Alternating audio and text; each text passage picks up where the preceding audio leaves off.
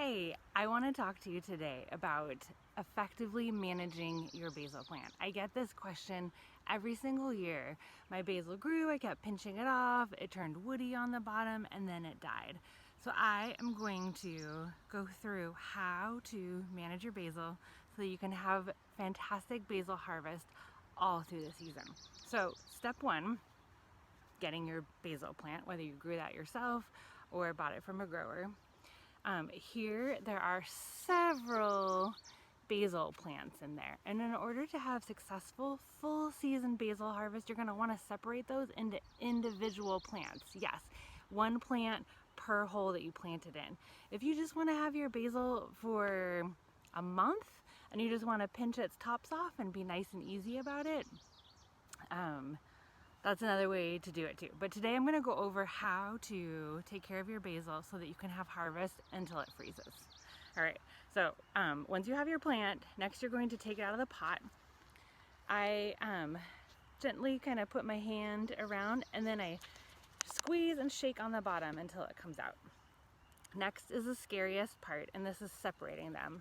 I always like to kind of go for the middle as much as I can and put my thumbs down and just with firm and steady pressure, pull them apart. So now I have two clumps. I'm going to set one down, and here are two plants.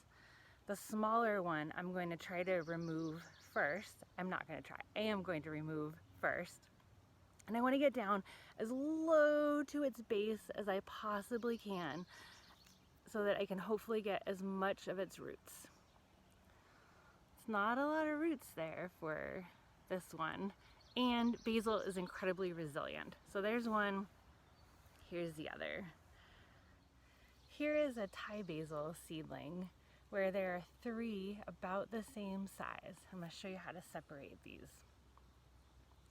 I'm going to go right up close to the base, pick one, and I'm holding pretty firm on the bottom of both, and I'm going to wiggle and shake and keep lowering my grip down as I separate the roots. Wiggle and shake until they come free. There's one, next two, same thing, pull them apart. Put my fingers, pretty good grip down here by the base, wiggle and shake, wiggle and shake, wiggle and shake until they come apart. These are incredibly resilient. These will be fine as long as they're not planted any deeper than where the soil depth already is. Before I show you this next step of taking care of your basil for full season harvest, I want to tell you a story. Several years ago, I worked on a farm in Tuscaloosa, Alabama, and I started there in the late fall, and the basil was about waist high.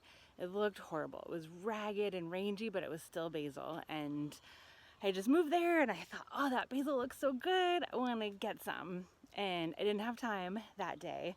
And when I came back a couple days later, it was mowed down with a weed whacker to ankle height. From waist height to ankle height, mowed down with a weed whacker. I was crushed. The farmers assured me that it would come back, it would be fine, and sure enough, within weeks, it was lush, robust, emerald green basil all over again. So with this next step, when I show you how hard to pinch back your basil, this is way more gentler than hitting it with a weed whacker, and it will recover, and it will be fine, and you will have more basil. Here is the freshly planted basil plant. And you can see here that it has smaller gaps. They get spread out more and more as it goes down. What we want to do for our basil is have it bush out from as low as possible. And you can see down here, there are the bigger leaves and then these smaller leaves. So by pinching the basil back hard, it will give the chemical control that makes the plant want to grow up into these side leaves, and then they will bush out. So I am going to come a little bit above, about half an inch above, and pinch that off. So there is my basil harvest. Here is the plant that is left. And that is how you do it. On Thai basil here, I'm gonna go to the lowest point possible, pinch there. It's already starting to get a little bit woody, so you can always use sticks if you need to. There's that.